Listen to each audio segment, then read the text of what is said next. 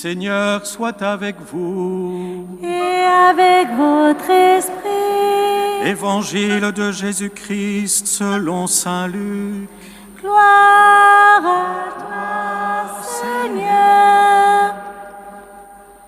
En ce temps-là, voici qu'un docteur de la loi se leva et mit Jésus à l'épreuve en disant « Maître, que dois-je faire pour avoir en héritage la vie éternelle ?»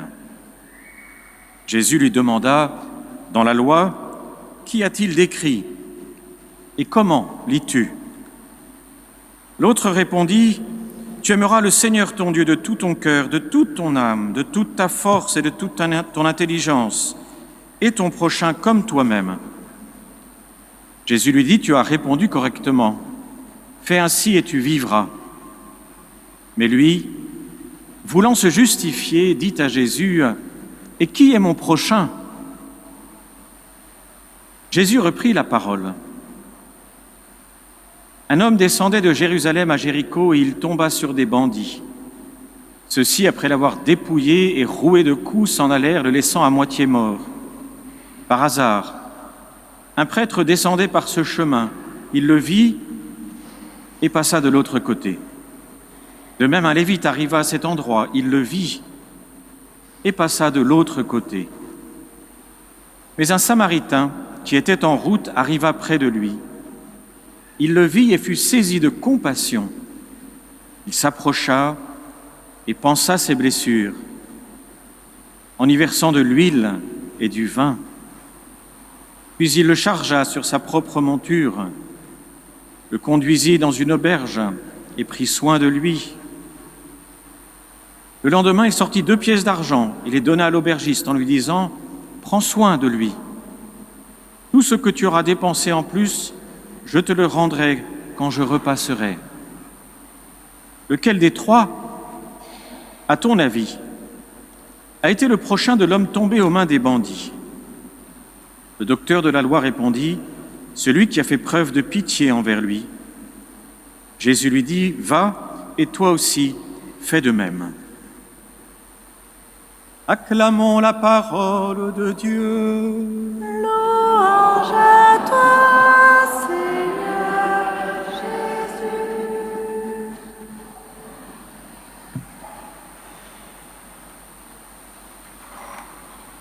Comme souvent dans les évangiles, quand Jésus veut nous donner un message fort, il prend des images fortes. Nous connaissons bien ce passage de l'évangile, c'est un grand classique, dans lequel le Christ nous invite à ouvrir notre cœur à la compassion.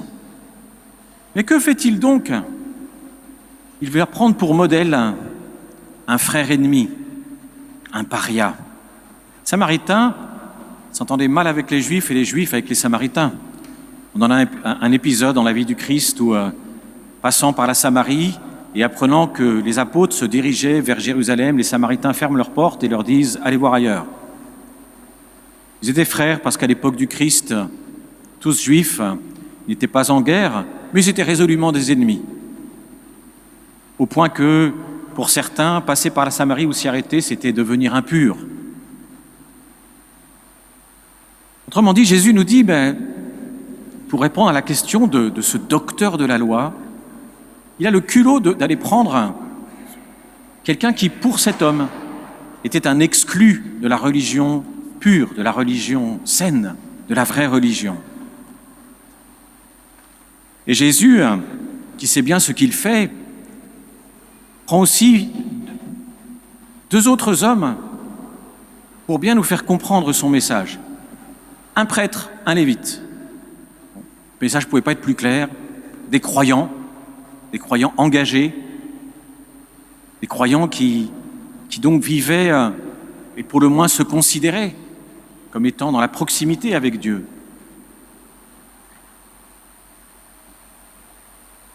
Et tous vont voir cet homme. Il le vit. Mais il y en a 2 qui vont l'ignorer. Alors on peut s'interroger pourquoi ? Parce que finalement, pas parce qu'ils sont prêtres ou lévites dans la parabole que ce sont de mauvaises personnes.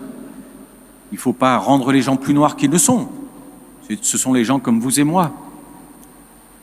Mais peut-être qu'il y a un thème qui traverse toute la Bible et qu'on va retrouver discrètement dans la première lecture qui peut nous aider. C'est le thème de l'idolâtrie, se faire des idoles. Bon, c'est un vieux thème dans la Bible.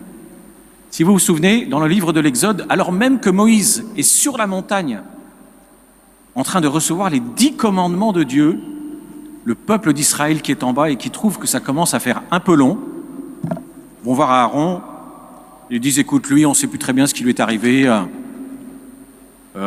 Toi, fais-nous une idole. » Et ils font le veau d'or et se prosternent devant lui. Ça voulait dire « Bon, on ne comprend pas ce qui se passe. Bien sûr, on a passé la mer Rouge il n'y a pas si longtemps.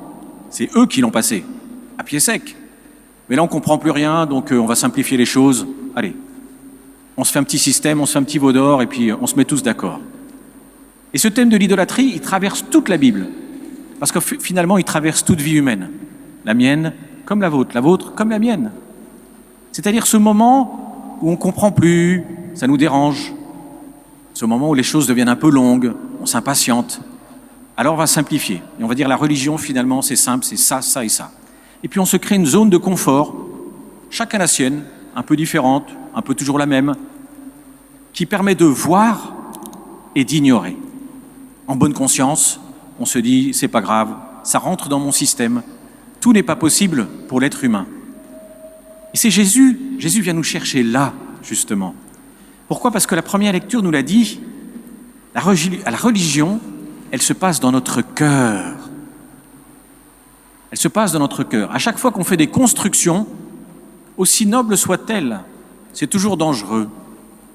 Dès que ça se passe dans la tête, dès que ça se passe dans des critères de jugement, on est toujours dans l'erreur. Mais il ne nous appartient pas. Voyez-vous, il ne m'appartient pas, il ne nous appartient pas de toujours être au bon endroit. En fait, ça n'existe pas. On ne vit pas à jet continu, vous voyez, dans le bon chemin. Les gens qui essaient de vivre à jet continu, ils font des burn-out, physiques, spirituels, psychiques. De toutes les façons, la clé, comme nous le dit la première lecture, c'est « reviens au Seigneur ton Dieu ». C'est pour ça que le psaume nous disait « Cherchez Dieu, vous les humbles ». Cherchez Dieu, vous les humbles. Si tu veux suivre le Seigneur, si tu veux avoir la vie éternelle, ne te construis pas un petit système dans lequel tu vas te dispenser, ayant vu, d'agir. Tu vas te dispenser, ayant entendu, d'agir. C'est curieux, cette manière de vivre où nous avons finalement, comme le dira le Christ, des yeux pour ne plus voir, des oreilles pour ne plus entendre, des mains pour ne plus toucher. On va se couper même de soi-même. Et donc le Christ nous invite à accepter de voir et d'agir, d'écouter et d'agir. Et ça nous dérangera toujours. Et c'est pour ça qu'il faut revenir au cœur.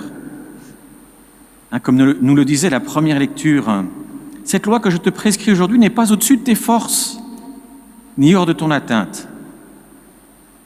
Elle est en dehors de ta zone de confort, mais pas au-dessus de tes forces. Elle est en dehors de tout ce que tu t'es construit, mais pas au-dessus de tes forces. Alors nous avons à demander cette grâce au Seigneur, finalement, de l'humilité. L'humilité de se dire, oui, constamment, revenir au Seigneur notre Dieu. Et notre prochain, nous n'avons pas besoin de le chercher, puisque dans l'Évangile, je me fais le prochain. C'est moi qui décide d'ouvrir mes yeux et d'agir, d'écouter, d'entendre et d'agir. Et mon prochain, il est souvent dans mon couple, mon conjoint, dans mes enfants, mes parents, mes grands-parents, mes petits-enfants. Combien de fois nous nous envoyons les uns les autres des signaux de détresse, des signaux d'alarme, et on peut ne pas entendre, ne pas voir. On a notre système d'interprétation qui nous permet d'ignorer. Peut-être parfois on a du mal parce que c'est notre propre fatigue, notre propre difficulté. Et le Christ nous invite à nous asseoir. Il nous invite à prendre conscience que quand on ne peut plus, C'est aussi le temps que nous avons cet été. Nous avons besoin de repos, de recharger nos batteries pour revenir au Seigneur, pour revenir de plein cœur dans la compassion, pour laisser notre cœur, selon un terme biblique, être déchiré de telle façon à ce que l'amour puisse entrer, que l'amour puisse enfin se frayer un chemin, non pas selon toutes les petites mesures que nous avons établies, mais vraiment s'ouvrir à l'autre. Il faut aussi savoir se reposer. La compassion, ce n'est jamais quelque chose que l'on peut pratiquer à tout moment et de toutes les façons. Ça, c'est une idéologie, c'est encore une idole. Et donc, la première chose, c'est d'ouvrir son cœur. Souvent, vous savez, quand on prêche ce genre de choses, chacun, dans l'audience, je pourrais presque vous entendre. Vous savez, c'est un stéthoscope, comme les médecins. Je dirais, ah, là je l'entends, là je l'entends. Si, oh, mais moi je suis pas une Mère Teresa, moi je suis pas un Saint Vincent de Paul, qu'est-ce que vous me demandez là? Et dans l'Évangile, il n'y a qu'une seule personne que l'on croise. Donc, ce n'est pas les personnes que je vais rencontrer, c'est cette personne qui est là sur mon chemin. On ne peut pas toujours résoudre. Nous ne sommes pas le sauveur du monde. Il ne s'agit pas de se dire « Ah, aujourd'hui, ouvrez mon cœur à la compassion, c'est sauver ». Non. Hein, vous savez, il y a un dicton que j'avais appris quand j'ai vécu au Mexique. Celui qui joue au sauveur sortira crucifié. Bon, ça calme les esprits. C'est fait pour calmer du reste. Nous ne sommes pas des sauveurs. La compassion, ça n'est pas sauver le monde entier. La compassion, c'est pas me faire la solution du problème des autres. Ça, c'est se faire bouffer par les autres. Pardon pour ce terme, qui ne sied pas à une homélie, mais on se comprend. Par contre, voir en vérité. Quand l'autre croise mon regard, je m'arrête. Peut-être qu'il faut que j'écoute. Et quand j'écoute, de vraiment écouter. Vous savez, parfois les gens vous disent ça. Tiens, aujourd'hui, vous m'avez vraiment écouté. C'est bizarre. Pourtant, c'est vrai, on le sait très bien. On ne va pas se mentir. Il y a des moments où on voit et on ne regarde pas, hein, et on écoute, mais en fait, on n'écoute pas. On attend que le temps passe. Donc la compassion, elle va d'abord venir nous chercher dans ce qui est possible. Dans ce moment où j'accepte de vraiment voir, de regarder, d'être regardé, de rejoindre, d'être rejoint, d'écouter, et puis de m'asseoir, de ne pas faire simplement autre chose, sans avoir toujours la solution. Et ça, c'est très important, parce qu'on vit dans un monde qui, de toute façon, a multiplié les problèmes. Donc on ne pourra pas être la solution. Par contre, permettre la rencontre, nous pouvons tous le faire. Et ensuite, oui, à chacun de mesurer le geste qu'il peut faire, mais sans biaiser sur l'essentiel. Et Jésus nous, l'essentiel, il se passe dans ton cœur. Ce n'est pas une question de calcul, c'est dans ton cœur que les choses vont se passer. Accepte de descendre dans ton cœur. C'est là que je suis, c'est là que je t'attends. Alors, demandons pour chacun de nous, chacune de nous, cette grâce de revenir sans cesse à l'essentiel. La question « Que dois-je faire pour avoir en héritage la vie éternelle ?» quelque part est une fausse question. On se la pose quand on a déjà construit un petit système dont on sait parfaitement qu'il est réducteur. Et alors on se dit « Bon, c'est pas suffisant, donc que faut-il que je fasse d'autre ?» La parole de Dieu simplifie. Elle dit « Si tu es dans ton cœur avec le Seigneur, tu ne pourras pas répondre à tout, mais tu seras au bon endroit pour entendre, pour écouter, pour voir, pour agir, selon ce que tu peux faire. » Donc demandons cette grâce d'ouvrir notre cœur, de déchirer nos cœurs. Que cette communion aujourd'hui, dans ce cœur à cœur avec le Christ, nous permette aussi de déposer nos fardeaux.